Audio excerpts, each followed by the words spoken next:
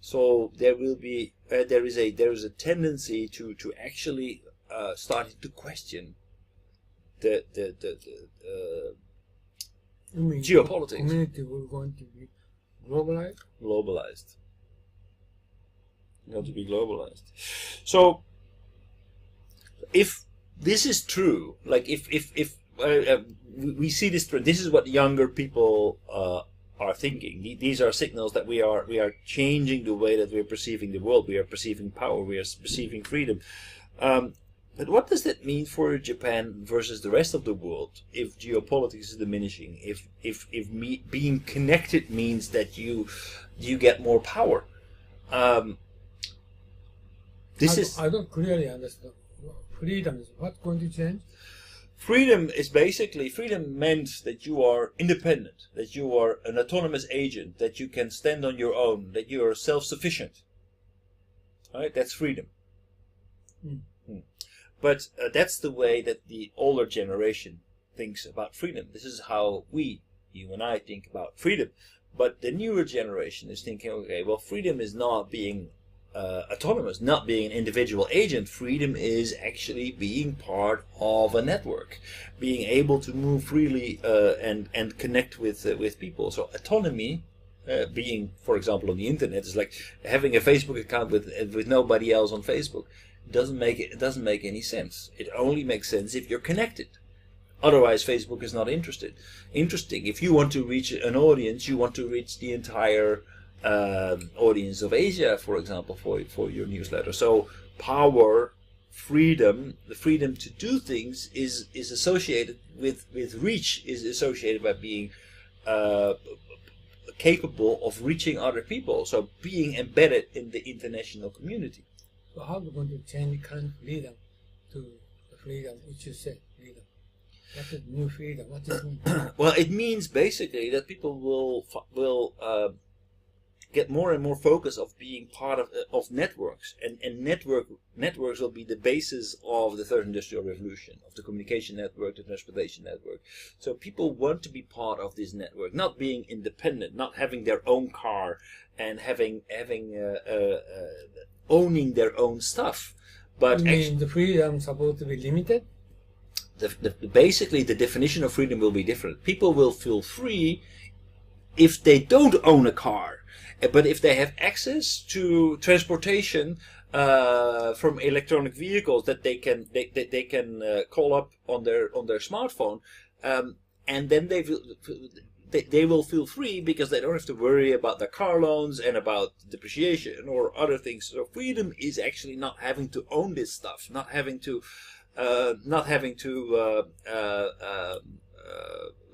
being on your own, self-sufficient, but actually being embedded, having access.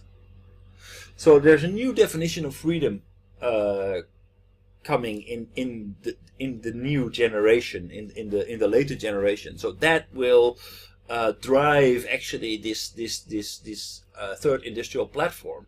So this is part of the story. This is why this will be an enabler of the change from the second industrial second platform to the third platform.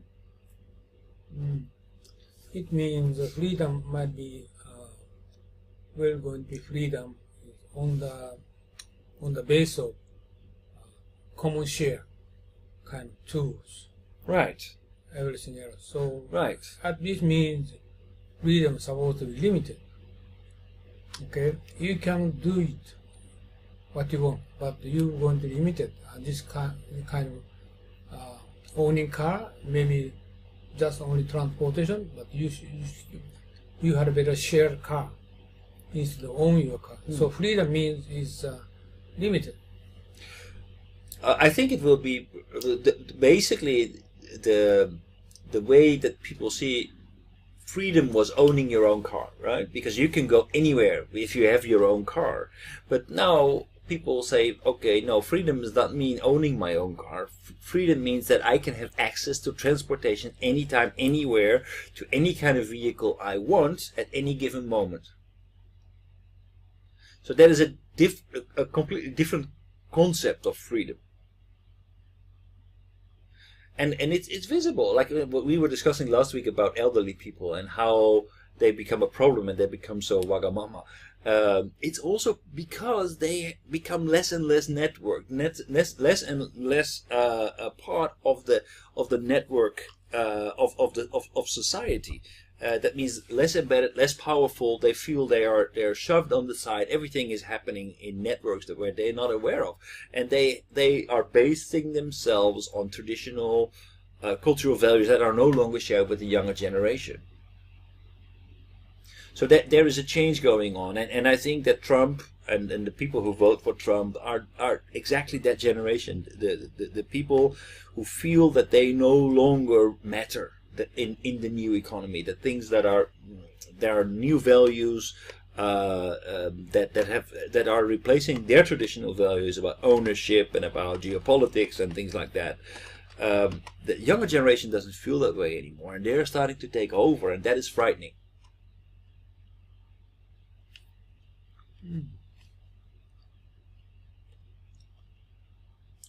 I don't see clearly. Freedom is freedom. Right, but how does it manifest itself? So freedom is freedom, of course. Freedom means that you don't have to worry. But why don't you worry? You don't worry because you own a car, or you don't worry because you have access to transportation anytime you want. So that's basically that. What do you see when you close your eyes and think about freedom? If you ask that question to somebody who is 65 years old, then you close his eyes. Then freedom for me is an open Porsche Carrera that I own, and where I can go anywhere I want, anytime. That is freedom. And if you ask the same question to a 20-year-old, they say, okay, freedom for me is being able to go from A to B anytime I want, without having to own a car. Young people don't own cars anymore. If so, I think we had better say, instead of saying freedom, I think the way of life will going to change. Right. The basic standard lifestyle or something like that, right? But it's what people are striving for, right? So what Rifkin identifies here is a driver that will stimulate the change from the second platform to the third. So basically, the fact that we are more and more willing to share because we can clearly see the benefits. We can clearly we think it's desirable that we no longer own a car, but we can actually get transportation. I understand what you mean, but this is not talking about freedom. Not changing freedom. This is changing the world of lifestyle, or changing the social standard or rule. Social rule. But it's not somebody who is saying, okay, now we need to do this or we need to do that. It's something that is coming from the bottom because we see it as desirable. Still free. So that's the reason why I cannot understand well why freedom, because freedom is freedom, but lifestyle will going to change. Right. Right. Yeah, because we give a different interpretation to freedom. Young people and older people give a different interpretation to freedom. No, this is freedom is freedom. No, what I mean is that freedom, for me, freedom is owning a car. By the way, or a motorcycle. We studied philosophy in the morning. So word definition is so serious, So that's the reason I tried against the definition of freedom. All right. Okay. You write down the definition of freedom. You can write it. But anyway, I understand. Okay. I still don't understand third one. Community. Okay. Why global community? Because recently, my proposal.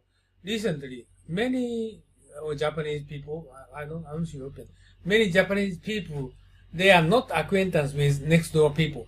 Right. It's different from right. 2 decades, 3 decades ago. Right, but so it means community is very limited, or specific limited, or like business community, or your friend community, but neighbors. Right. So what this mean?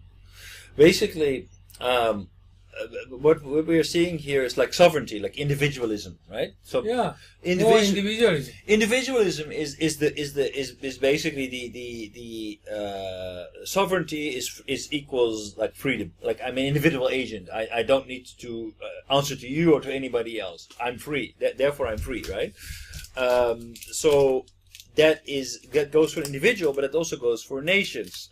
If Japan doesn't have to listen to the United States or to China or to anybody else, but can maintain its land borders and can have access to the resources it needs, then we are free as Japanese people. We are free inside of our nation. But that means competing with resources, and it's a difficult game because natural resources or other resources will be contested, like in the South China Sea, for example, or this island belongs to us or to you. These kinds of geopolitical reasons is that because we adhere to Japan as our basic unit. But recently, and more, young people become aware of the fact that the problem is not about the South China Sea. The real problem is not about whether this island belongs to Japan or to China. The real problem is what's happening in our biosphere. It's what's happening with CO2. It's what's happening with global warming. That is the real problem, and that is not a problem that we're going to solve with geopolitics. Geopolitics is actually very counterproductive if we want to resolve global problems. Therefore, we need to enhance our spectrum. Our nation doesn't matter when it comes to fighting climate change. We need to do this together. We need to get a global reach and global decisiveness. Otherwise, we will not be able to do it. It's not up to Japan. It's not up to Germany. It's not up to the United States. It's up to all of us. Why is it relating to ITO? Because ITO will create a completely open world. But what the relationship, what you said, climate change? Climate change is a global problem. CO2, I can stop all my CO2 emissions, but if in China they decide, well, fuck it, basically, you have been polluting the ozone layer, and you have been depleting our ozone layer. Understand. My question is, IT can solve these issues? IoT. Yeah. Yes. Why? Why? Because basically IoT will enable us to connect anything to everywhere. So basically, without IoT, it will be very difficult to, for example, to create a smart I grid. tell you my question. Trump said, "I don't care." Right. Even if IoT. Yeah, because it's America first. It's purely geopolitical. What I want to say is, IT cannot solve climate change. No, basically, what needs to change is that people like Trump lose in the elections, and the younger people take over and say, okay, well, we can say America first, but America will go down first underwater once the climate starts to change. It's not going to. It's the world first. It's not America first. It's not Mexico first. It's the world first. But because this is not the issue. IT. Yes, it is. IT can solve this issue. It is. It is, because how are we going to introduce renewable energy? It's only feasible if we put it on a smart grid. I understand California, San Francisco, they are IT people, they strongly support climate change. But American government against it. Right. You voted? Good. これなんでこれみんなこれ飲んでる Oh, it's warm. なんでこれ How did 飲ん you で do るみんな Oh, you just went downstairs. ありがとうございます。なんでこれ飲んでるみんなこれじゃなくてこれはすぐ帰るから。クイックリ。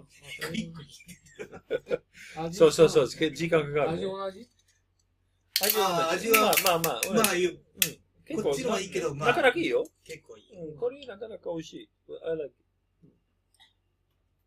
So this community, okay, the problem is community. My focus on community is, Right. Year by year, the regional community is more individualistic. Right. This is a problem, even if IT industry, IT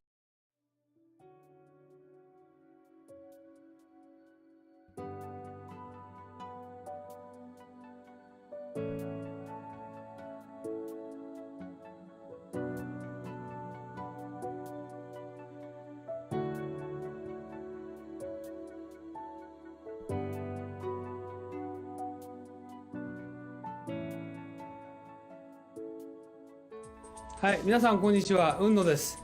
今日はですね、雲野塾の研修のプログラムをご紹介したいと思います。で、こういうふうなホームページありますけれども、ぜひですね、一度中身をご覧になっていただきたいと思います。今日は V キューブさんのスタジオに来て、この収録をしておりますので、中身はこういうふうになってて、今最近ホットなね、グローバルリーダーの定義など書いてあります。で、特に経団連が作成しました、留学すれば英語ができて専門性を持つというだけではですね、グローバルリーダーになれないとここに書いてありますようにですね、仕事ができる、専門性を持つ、英語ができるだけじゃなくてですね、私どもの塾ではリベラルアーツということと、それからもう一つは孫子の兵を、さらにはですね、日本の歴史というものを合わせて教えることによって、皆さんが海外の欧米の方々と、もしくは華僑圏の方々と正々堂々と渡り合えるような人物を育成しようというふうなことを考えております。ここに次のスライドが出ておりますけれども、ここに書いてありますのはですね、さらに、私どもの雲野塾の中身につきましてはですね、欧米の資料しか使っておりません。また実際に雲野塾は英語でやっておりますので、英語の講師がこう話しておりますけど、学習はですね、日本の歴史をまだ教えてますので、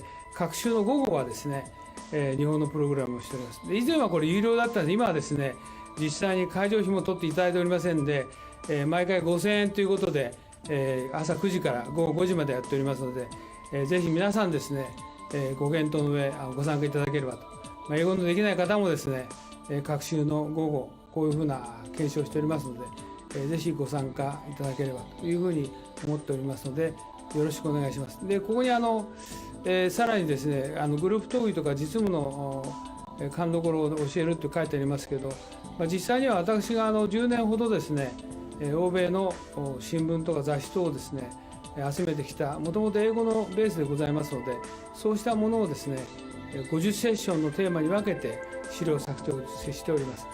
そういうことで、世界のオペレーション、もしくはカントリーリスクも含めてですね、しかも世界のトップの方々に対しても、いろいろな分析とか洞察をしてですね、議論をしております。そういったことも含めてですね、今後ともよろしくお願いしたいと思います。